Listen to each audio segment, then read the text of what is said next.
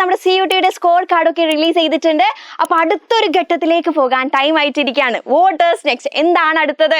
Yes, admission പ്രോസസ്സിലേക്ക് കടക്കാനായിട്ടുണ്ട്. അപ്പോൾ നമുക്ക് എല്ലാവർക്കും ഒരു ഡ്രീം ഉണ്ടാവില്ല, യെസ് ഈ ഒരു കോളേജ് പഠിക്കണം, അല്ലെങ്കിൽ ഈ ഒരു യൂണിവേഴ്സിറ്റി പഠിക്കണം, അല്ലെങ്കിൽ ഈ ഒരു കോഴ്സ് എടുക്കണം എന്നുള്ള ആഗ്രഹങ്ങൾ നമുക്ക് എല്ലാവർക്കും ഉണ്ട്. അപ്പോൾ സ്റ്റുഡൻസിൻ്റെ ഇടയിൽ കൂടുതലായിട്ടും ഡിമാൻഡ് ചെയ്യുന്ന 2 യൂണിവേഴ്സിറ്റീസ് ആണ് നമ്മുടെ പോണ്ടിച്ചേരി യൂണിവേഴ്സിറ്റിയും അതേപോലെ തന്നെ ICAR, Indian council of agricultural and research യൂണിവേഴ്സിറ്റിയും. അപ്പോൾ നിങ്ങൾ പ്രിഫർ ചെയ്യുന്നത് ഈ 2 യൂണിവേഴ്സിറ്റീസ് ആണോ?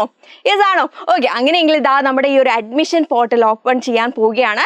മേ ബി വിത്തിൻ 1 വീക്ക് തന്നെ ഓപ്പൺ ചെയ്യുന്നുള്ള ഒരു നോട്ടിഫിക്കേഷൻ കണ്ടിട്ടുണ്ട്. അപ്പോൾ എല്ലാവരും അലേർട്ടായിട്ട് ഇരിക്കേണ്ട ഒരു ടൈമാണ്. അപ്പോൾ നിങ്ങൾ ഇപ്പോൾ ചെയ്യേണ്ടത് എന്താണെന്ന് വെച്ചാൽ, ഈ ഒരു 1 വീക്ക് കൊണ്ട് നിങ്ങൾ എന്താ ചെയ്യേണ്ടതെന്ന് വെച്ചാൽ, എല്ലാവരും നമ്മുടെ ഒഫീഷ്യൽ വെബ്സൈറ്റിൽ നോക്കുക. NTA ഒഫീഷ്യൽ വെബ്സൈറ്റിലും ഈ 2 കോളേജസിൻ്റെ ഒഫീഷ്യൽ വെബ്സൈറ്റ് ചെക്ക് ചെയ്യുക. എന്നിട്ട് അവിടെ ഏതൊക്കെ കോഴ്സസ് ആണുള്ളത്, അത് നിങ്ങളുടെ പ്രിഫറൻസ് അനുസരിച്ചിട്ടുള്ള കോഴ്സ് ആണോ എന്നുള്ള കാര്യങ്ങളൊക്കെ ഒന്ന് ചെക്ക് ചെയ്തിട്ട് സെറ്റാക്കി അവിടെ വെക്കുക. ഓക്കെ, സോ ദാറ്റ് എന്ത് ചെയ്യാൻ പറ്റും, ആ ഒരു അഡ്മിഷൻ സമയത്തുള്ള ആ ഒരു ഹറിബറി നമുക്ക് ഒഴിവാക്കാൻ പറ്റും.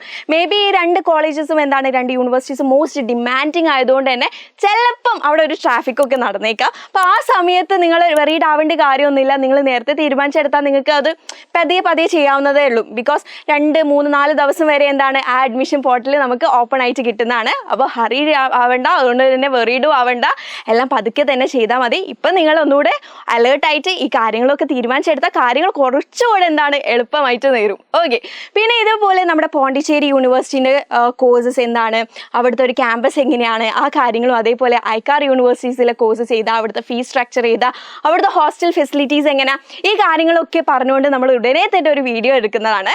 അപ്പോൾ ഇതൊക്കെ അറിയാൻ വേണ്ടിയിട്ട് നിങ്ങൾ എന്ത് ചെയ്യണം, നമ്മുടെ ചാനൽ സബ്സ്ക്രൈബ് ചെയ്യുക. അതേപോലെ തന്നെ ഈ ഒരു സെൻട്രൽ യൂണിവേഴ്സിറ്റീസ് റിലേറ്റഡ് ആയിട്ടുള്ള എല്ലാ വീഡിയോസും നമ്മൾ ഉടനെ തന്നെ നിങ്ങളിലേക്ക് അറിയിക്കുന്നതാണ്.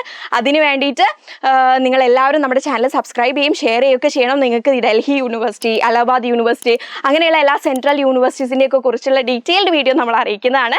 അപ്പോൾ എല്ലാവരും ഇത്ര മാത്രം ചെയ്യുക. Please to share, subscribe and like our channel. അപ്പോൾ ആരും വെറീഡ് ആയിട്ടിരിക്കേണ്ട.